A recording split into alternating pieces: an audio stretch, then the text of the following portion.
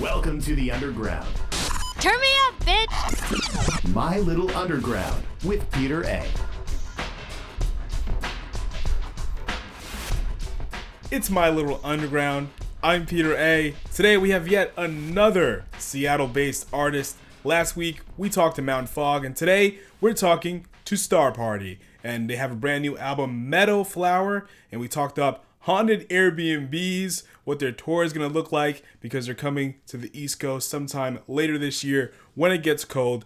Really looking forward to that. And I also asked them what their new music may sound like, and so much more. Please help me welcome Star Party to My Little Underground.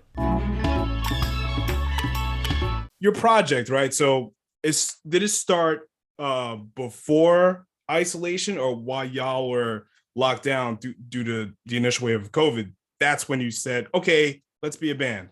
I think that it started right after. Yeah. I think that we went into lockdown and we were driving around and like listening to, this playlist that we were both kind of building on, like just with like kind of C86 artists and different pop music that we liked and my jam and Totally. punk stuff. Yeah, like we were kind of going through the gamut, like Primitives and the Shop Assistants, and I keep on wanting to call this band Breathless, but it starts with a B. You added it to the playlist, and I did. Yeah, I can't remember what it was, but I'll have to refer back. Carrie listened to it and was like, I think I could do this, and I was like, okay, well, we should just cover like 2 songs. I think we heard the Cher song At the Goodwill. at the like a thrift store. That was before the lockdown. Yeah, that was before that. Okay. So it had been bubbling. Yeah. Because we had moved in together in February of 2020. 20. And then, March hit. Mm-hmm. Yeah. Oh yeah. And then we were all inside. So yeah, we just took that time to like mess around. I had bought this like 70s Spectra mixer at the same thrift store that had this like wild compression unit built into it. It was like a powered mixer. And that's kind of like what made the demo sound so gnarly, is just like running everything through that, because you could get it really loud, but it would clip in like a really cool way. So Carrie's vocals kind of came out sounding really cool, and the guitars came out sounding pretty insane, pretty nuts. But yeah, so that was it. You brought up C86, right? Did you know about the C87 compilation that came out a few years back? No. Oh man, it's just like C86 stuff but on steroids. And there's some other stuff that wasn't included on the original tape. I think the Vaselines are on there, and I forgot who else. What was it? I forgot who else. The House of Love. The House of Love. I love House of Love so much. Yeah, they're on there too. Yeah, and then there was another one. Capture Tracks put out a compilation last year. Strum and Thrum, whatever. I forgot the name of the thing, but it's really cool. That's a lot of like that jangly C86 stuff on there. It's really good. I'm gonna check that out because they put out Capture Tracks put out that oh my gosh, my brain is like totally blank now that I have to like remember things. But like they put out that, what is that? Who's that band that does Gruesome Castle? Do you remember? Okay, never mind. They've put out a lot of records that I like a lot, but yeah, they're not the Cure. What am I? I'm like my brain is so fried right now. I don't know. I just got off work. My brain. Same. Strum and Thrum, the American Jangle Pop, the American Jangle Underground, 1983, 1987. That was the recent Capture Tracks compilation. It's amazing. It's like 28 songs of pure jangle goldness. I think if there was like a new, let's say if they made a C88 tape, Star Party track 1 and UVTV and all, like keep going. There's a lot of cool. That would be amazing. Yeah. So yeah. Sorry, you go ahead. No, you go. You go first. Oh, I was gonna say that like we're pretty stoked on our friend CJ, who does this thing out of Portland called Girlsville. Put together a lot of West Coast like DIY pop app acts, cool and bands like on those comps. yeah, true. Like UVTV actually was on one also. So yeah, they've going through their label is and also through A few other places are how I kind of like have been able to link into some of the more modern C86 or C, 87, 88, just bands that love the 80s sound. Yeah. I think that was just the name of the cassette tape. It was called C86. I don't know if The set was like it had an 86. I could never figure that out. I always thought it was like maybe the year. I was like, is this put out? That's what I thought too. Yeah. But it's the type of tape that I was believe on. yeah, I believe so. Yeah. Gotcha. Okay. Yeah. Did you guys ever envision this as a project that's going to press vinyl out or just put a full-length album out? Or it was just we're just jamming, having some fun? I think it was just like I mean, I think that when we did the demo, Sam, who does Feel It, was like, are you guys going to do anything else, or is this kind of like a one-off thing? And we had already started writing like 3 or 4 songs, and I was like, I think that we could probably do an LP. And so we just kept on writing and recording over 2020 and 2021. Like so we finished recording in 2020.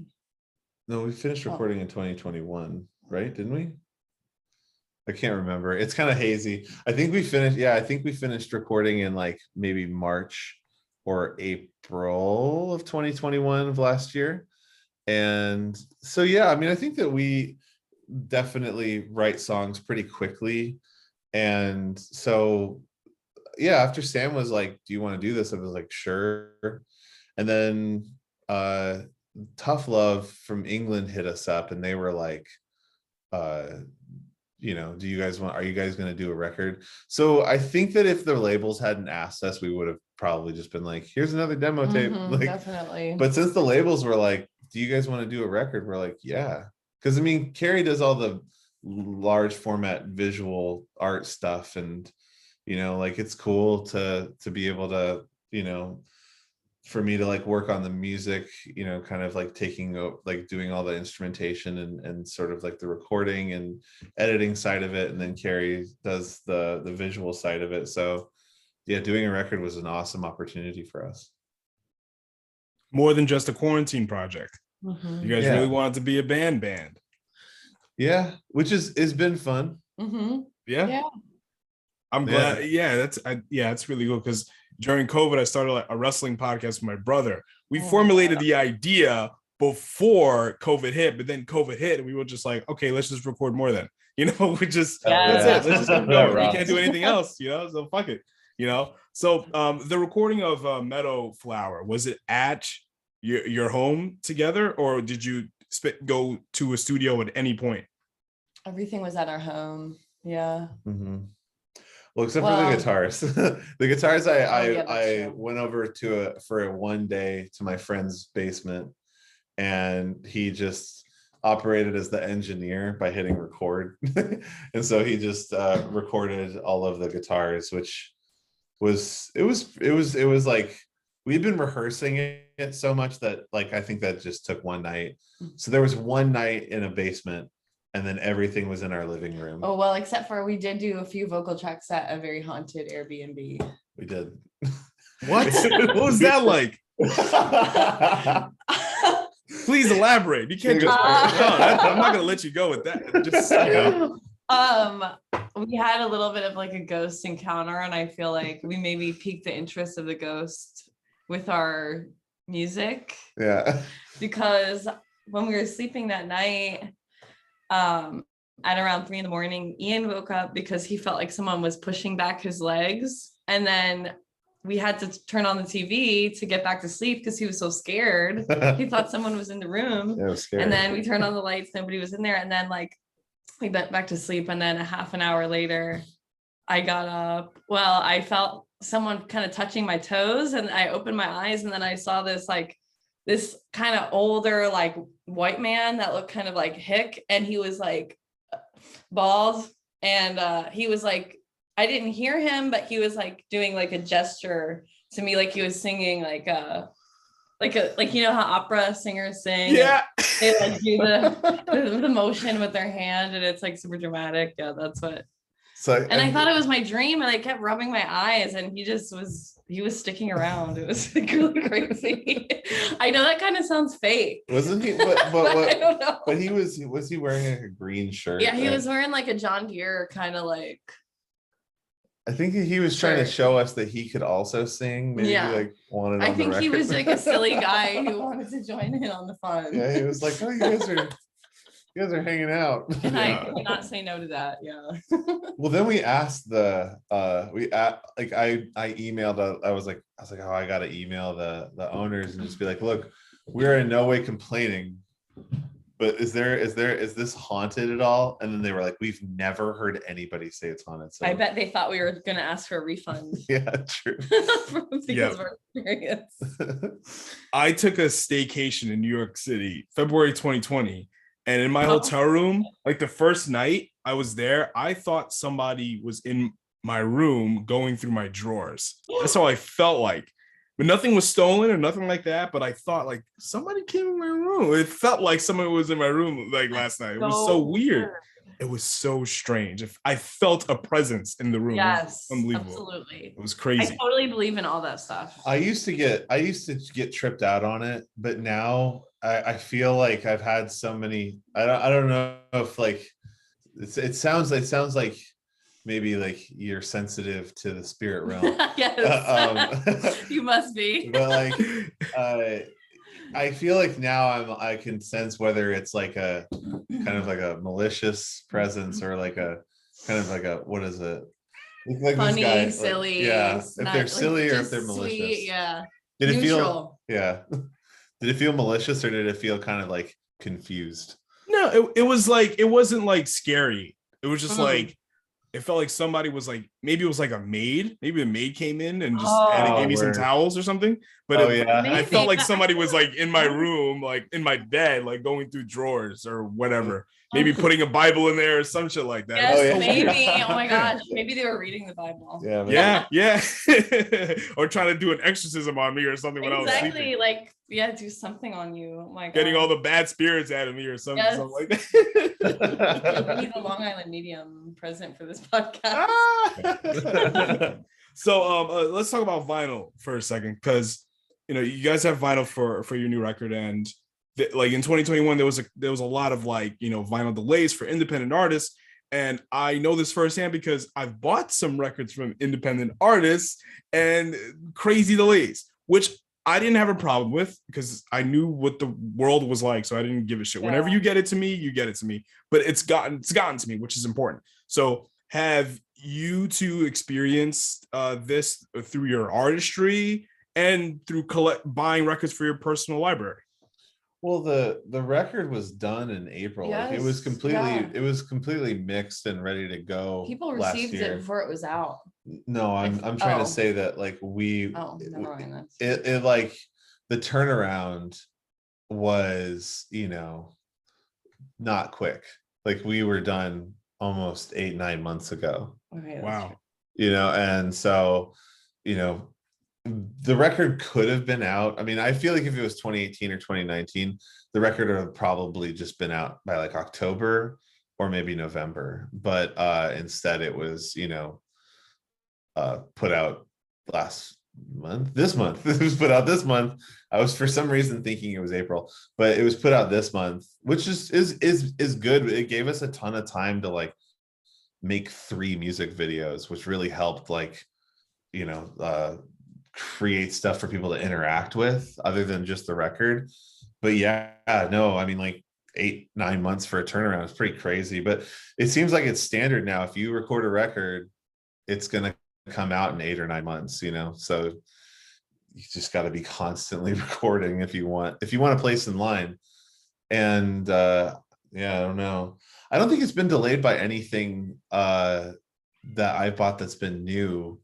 But I also don't know really, because it's like I only kind of like find out about a record usually a little later. I'm not great at keeping up. There's like a few things that I follow, but for the most part I'm just like a ogre who's stuck in the past. I'm just like being like, oh, I wonder what, this label did 30 years ago.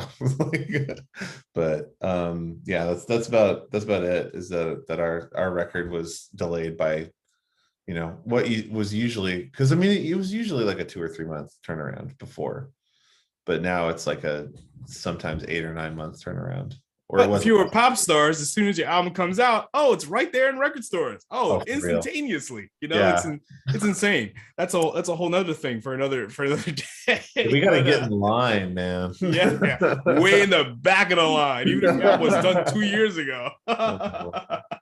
So you guys have kind of almost the initial story of Star Party is like in isolation. So I know you've been playing some shows in Seattle. Like, do you have any plans, not for like a tour necessarily, but like anything outside of the Pacific Northwest?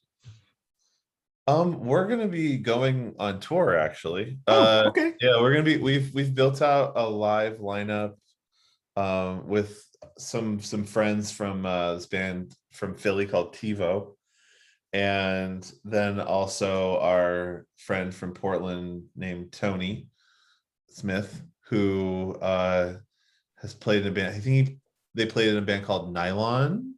Yeah, I think they played in a band called Nylon currently, and a few other bands. Oh, they played in Gardner too. That's another band. But we're gonna go tour to LA from I believe our first show date is the 2nd of July. So it's gonna be the 2nd of July to the 8th of July, just 6 dates. And then I think that we're gonna be on the East Coast in November. Awesome. I'll see you. Please. In I would love to November. see you guys. That'd be Yeah. amazing. That'd be I dope. gotta get like special earbuds though, because y'all are kind of noisy. We've been thinking about it, and that's funny because it's like, I don't think that it's like volume gain, because PV made these amps in the early 80s that have like a sequential channel, and so you can just maximize the gain and then have it be blended with a completely clean tone. And so it's just like a huge amount of gain, but it's like lightly blended with like a cleaner tone. And we've been practicing and it's not so bad. I mean, if it's pumped through a big PA, it probably is going to hurt your ears. Okay. It might. But on the subject of noise, so a lot of noisy bands that that I've loved in the past, famous examples being Cocteau Twins, Jesus and Mary Chain, especially like Jesus and Mary Chain, like after Psycho Candy, they've gotten like less noisy, like still kind of ethereal, but a little less noisy. Cocteau Twins, after a while, Elizabeth Fraser, her vocals starts to become more clear, right? So since you started the band, do you guys feel like maybe, are you generating ideas that aren't so noisy? Yeah. What do you think? Yeah. I mean, we definitely have a grip of songs that are drawing from like not a completely different sonic palette, because I mean we both love rock and roll. We just love rock and roll music and stuff like that. And like, I mean, but we also like when we first started the band, we're listening to a ton of like old like soul and Motown and also like a ton of like electronic music too. Carrie's been really into like Cabaret Voltaire lately.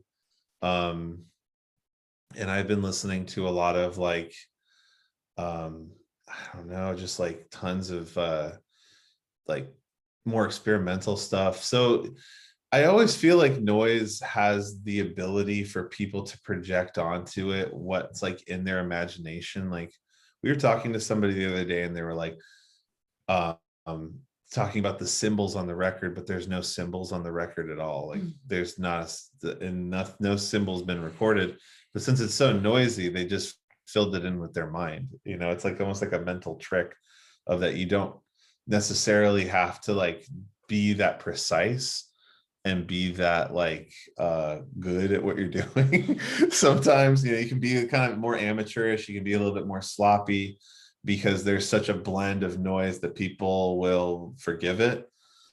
So it's a little bit daunting to say that we're going to become totally less noisy, because we definitely are a band of that's like a lot more passion than precision. And so, yeah, I mean, so yes and no. I mean, like, I always want to have noise in the quiver, to be able to like be like, we're going to get really noisy. This is going to be really loud. And I think that we both love the energy of punk and the energy of rock and roll.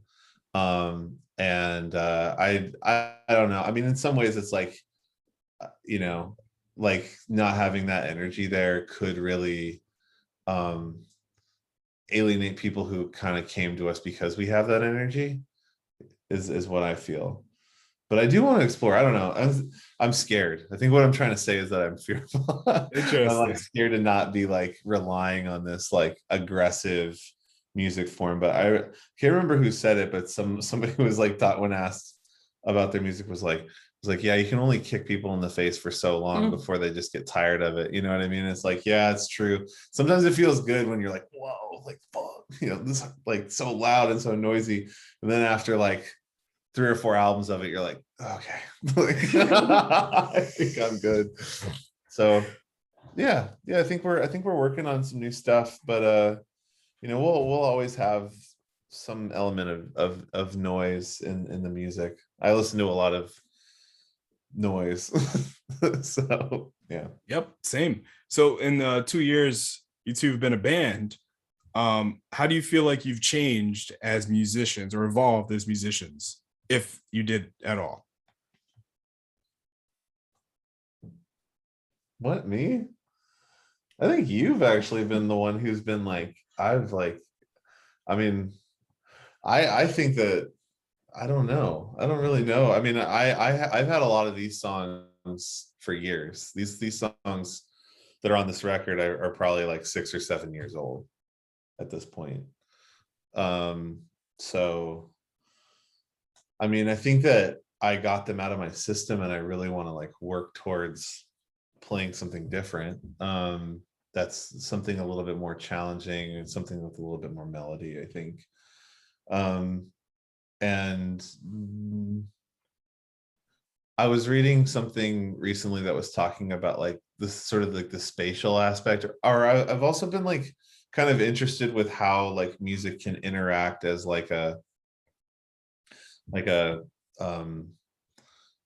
way to frame something, or like for example, on our next record, I have an idea that like I want people to be able to interact with varying layers of the record and characters that are set within the record, that like they'll be able to see different sides of these characters. So you have like the overarching story of the record that you get, but then you can utilize new media tools like QR codes and stuff like that to tap into websites, and it'll take you to a whole nother music scape that's like based in a set of websites that come out from the record.